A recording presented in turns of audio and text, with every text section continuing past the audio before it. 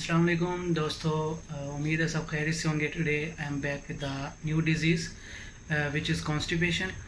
और कॉन्स्टिपेशन के बारे में बहुत सारे लोगों के माइंड्स में कन्फ्यूजन्स हैं जो कि पता चलती हैं जब वो आते हैं और बताते हैं कि जी मुझे ये मसला हो रहा है। When we take the history तो पता चलता है कि they don't have the proper knowledge.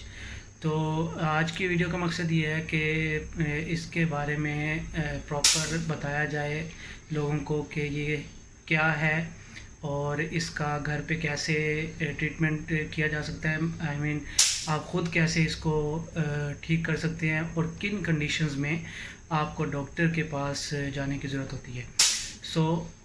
सबसे पहले मैं आपको एक नॉर्मल मैकेनिज़्म बताऊंगा कि फूड जो हम खाते हैं, खुराक जो हम खाते हैं, उसका नॉर्मल मैकेनिज़्म क्या है। Then I will tell you कि अगर उससे हट के कुछ हो रहा है तो उसको किस तरह घर पे आप ख़ुद ट्रीट कर सकते हैं और किन सूरतों में आपको डॉक्टर के साथ मशवरा करने की ज़रूरत है। तो सबसे पहले नॉर्मल मैकेनिज़्म की तरफ आते हैं। तो नॉर्मल मैकेनिज़्म जो है डाइट का मतलब जिसका जो भी हम खुराक खाते हैं मुंह के ज़रिए, वो खुराक की नाली से होती हुई स्टमक में जाती है। देन और वहाँ पे उसकी ब्रेक डाउन होती है और फिर वो स्मॉल इंटेस्टाइन में जिसको छोटी आंत बोलते हैं, और वहाँ से होती हुई ये बड़ी आंत में जाती है।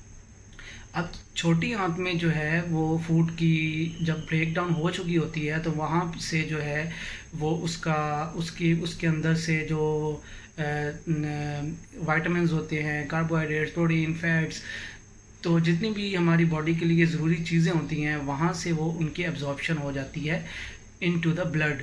तो वहाँ से जो जितनी भी ज़रूरी चीज़ें होती हैं वो हमारे खून के अंदर चली जाती हैं। ठीक है। आफ्टर दैट जो हमारी खुराक होती है वो बड़ी आंत की तरफ चली जाती है। वहाँ पे जाके उसकी जो जितने भी वहाँ पे मिनरल्स होते हैं, वाटर होता है, वहाँ से उस खुराक से निकल के तो वो हमारी बॉडी का हिस्सा बन जाते हैं।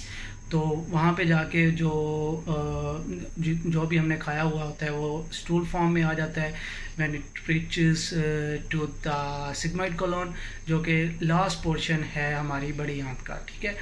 और उसके बाद वो हमारे मतलब कि जब लास्ट पोर्शन में पहुंचती है जिसको रेक्टम बोलते हैं, तो हमारे ब्रेन को पता चलता है कि जी now we are ready to evacuate it.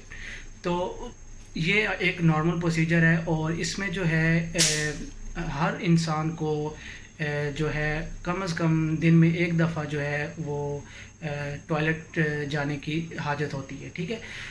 और अगर 2 दफ़ा भी हो रहा है तो then it's quite normal, it's not a deal. अच्छा जी, अब अगर मैं ये कहूँ कि ये जो कॉन्स्टिपेशन की प्रॉब्लम है ये बहुत सारे लोगों में मतलब किसी डिज़ीज़ की वजह से नहीं होती है। तो इसके अंदर डिफरेंट मतलब हैबिट्स हो सकती हैं इंसान की, या उसका डाइट प्लान हो सकता है कि जिसकी वजह से वो इस प्रॉब्लम को फेस करता है।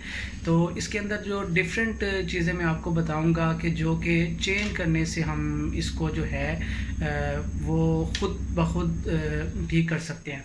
अच्छा, देन आ जाता है जी वाटर इनटेक। तो डॉक्टर जो रिकमेंड करते हैं और जो बुक्स में हमने भी पढ़ा है वो यही है कि हर रोज़ जो है, क्योंकि हमारा जो इलाका है वो एक गर्म इलाका है, इतना ठंडा इलाका नहीं है एज़ कम्पेयर टू यूरोप जहाँ पे ठंड रहती है ज़्यादातर टाइम। तो हम लोगों को वाटर इनटेक की ज़्यादा ज़रूरत होती है। ठीक है। पानी हमें ज़्यादा रिक्वायर्ड होता है बॉडी को। तो 8 से 10 ग्लास जो है वो एक नॉर्मल इंसान को डेली पीना चाहिए। ठीक है। अब इसमें सर्दियों में ये हो जाता है कि जी हमें ज़रूरत नहीं महसूस हो रही होती, हमें प्यास नहीं लग रही होती, तो हम बिल्कुल ही वाटर इनटेक हमारा ऑलमोस्ट ज़ीरो ही हो जाता है पूरे दिन में। तो उसमें ये होता है कि अगर आप ठंडा पानी, क्योंकि पानी ठंडा महसूस हो रहा होता है, नहीं पी रहे होते, तो उसमें ये होता है कि आप कोशिश करें कि उसको थोड़ा सा गर्म कर लें, या कॉफ़ी तो नहीं लेकिन अगर आपको कहवा वगैरह मिल जाए तो उसकी सूरत में आप पानी वगैरह पी सकते हैं। ठीक है। जो भी इंसान का ईटिंग स्केजूल है, कुछ लोगों की आदत होती है जी जब मिला जो मिला खा लिया, तो ये कोई प्रॉपर डाइट प्लान नहीं होता है। ठीक है। या ना ही ये कोई तरीका होता है कि जी जो भी मिला जहाँ से भी मिला उस वक्त खा लिया। ठीक है। एक प्रॉपर एहतमाम के साथ खाना खाना चाहिए, एक प्रॉपर टाइम में खाना चाहिए, ताकि जो है आपका एक जो बॉडी का रिदम है वो उसमें रहे और उसकी प्रॉपर डाइजेशन हो। जब भूख लगे तब भी खाएं, ये नहीं है कि अभी भूख नहीं लगी हुई लेकिन खाना है क्योंकि खाने का टाइम हो गया, तो इस तरह नहीं होना चाहिए। अच्छा जी, उसके बाद जो हमारा थर्ड नंबर पे आती है वो है जी फ़िज़िकल एक्सरसाइज। जो लोग बिल्कुल ही फ़िज़िकली एक्टिव नहीं होते, खाना खा के बेड पे लेट गए, ठीक है जी, बिल्कुल एक्सरसाइज नहीं की, वॉक नहीं की खाना खाने के बाद, जो कि एक सुन्नत भी है कि वॉक करनी चाहिए ताकि जो है ना प्रॉपर जो है वो डाइजेशन का प्रोसेस स्टार्ट हो सके। तो जिनकी बिल्कुल एक्टिविटी नहीं होती है तो उनके अंदर ये कॉन्स्टिपेशन का मसला आता है। देन हमारे पास है जी, जो लोग अक्सर और देखा गया है कि जी अपने ही जो लोग ऑफिस में होते हैं तो वो ऑफिस टेबल के भी ऊपर ही उधर ही खाना खाया and then they started working again. तो उसमें ये होता है कि उन लोगों के अंदर ये कॉन्स्टिपेशन की प्रॉब्लम बहुत ज़्यादा होती है। तो उनके लिए मैं यही कहूँगा कि हाँ, उनके अंदर एक ये भी ट्रेंड पाया जाता है कि जी मुझे टॉयलेट जाने का टाइम नहीं मिला, तो they postpone that thing which is necessary. तो पोस्टपोन करने से ये होता है कि जो स्टूल आपका एट द एंड रेक्टम में मौजूद होता है, तो वहाँ पे मौजूद होने की वजह से वहाँ से एब्जॉर्प्शन वाटर की होती रहती है, देन इट बिकम हार्ड, और हार्ड होने से ये होता है कि फिर वो उसका इवैक्यूएशन जो है वो उतनी ज़्यादा डिफ़िकल्ट हो जाती है। अच्छा, यहाँ पे मैं एक चीज़ भूल गया हूँ और वो मैं बताना चाहूँगा कि फ़ाइबर इनटेक, हमारी जो डाइट है वो इस तरह की होनी चाहिए जिसके अंदर फ़ाइबर या रेशियो जिसको उर्दू में बोलते हैं वो होने चाहिए। उसमें ये है कि उसमें वो डाइट शामिल है जो कि सब्ज़ पत्तों वाली सब्ज़ियाँ होती हैं, ठीक है, फ्रूट्स होते हैं जिसमें ऑरेंज आ जाता है, ठीक है, और मतलब इस तरह की चीज़ें जिनके अंदर फ़ाइबर की क्वांटिटी जितनी ज़्यादा होगी। जो लोग हमेशा ही गोश्त खाते हैं या रेड मीट यूज़ करते हैं उनके अंदर कॉन्स्टिपेशन का प्रॉब्लम बहुत ज़्यादा पाया जाता है। तो ये हैं वो कंडीशंस जहाँ पे जो है मैंने आपको बताया कि जो कॉज़ करती हैं। अब मैं जिन कंडीशंस को डिस्कस करने जा रहा हूँ वो अगर अलोंग विथ कॉन्स्टिपेशन पाई जाती हैं then you need to consult with your doctors, और क्योंकि उसका जो है घर पे इलाज मुमकिन नहीं है।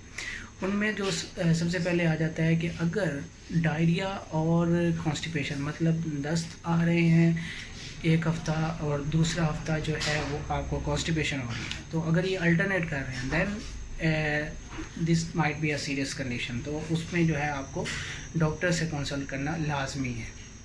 अच्छा, इसमें दूसरी कंडीशन ये है कि अगर आपका कॉन्स्टिपेशन के साथ कॉन्स्टिपेशन भी है और जब आप पखाना करते हैं तो उसमें जो है साथ ब्लड भी आ रहा है, then it can be a serious condition. Third जो कंडीशन है वो ये है कि कॉन्स्टिपेशन के साथ आपको पीप भी आ रही है, ठीक है, या फिर फोर्थ कंडीशन ये है कि कॉन्स्टिपेशन के साथ आपका जो है कुछ मौके वगैरह निकल रहे हैं या कोई ब्लड का मतलब गोश्त का लोथड़ा जो है वो निकल रहा है बॉडी से, तो this can be a very serious condition. तो उसमें जो है डॉक्टर से रब्ता बहुत, अगर आप पोस्टपोन करते रहते हैं और आपको स्टूल इवैक्यूएशन में जो है बहुत ज़्यादा ज़ोर लगाना पड़ता है या फिर आपको बहुत ज़्यादा पेन हो रही है, तो उस कंडीशन में भी आपको डॉक्टर के साथ रब्ता करना बहुत ज़्यादा ज़रूरी है। तो मैं अब इन सब जो कंडीशंस हैं उनको समराइज़ कर देता हूँ।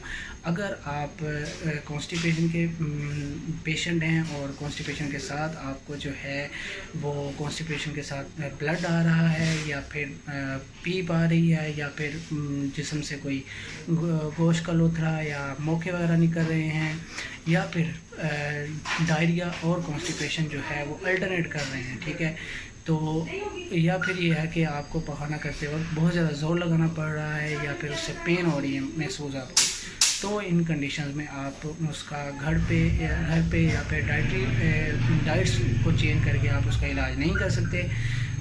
You have to consult with the doctors, वही आपको बता सकते हैं कि इसकी प्रॉपर मेडिसिन क्या होगी और उसकी क्या डोज होगी और किस तरह आप उसको ट्रीट करेंगे, ठीक है। So that's all for today, और आई होप कि आप लोगों को वीडियो अच्छी लगी होगी और it will be quite informative for you all. So have a good day.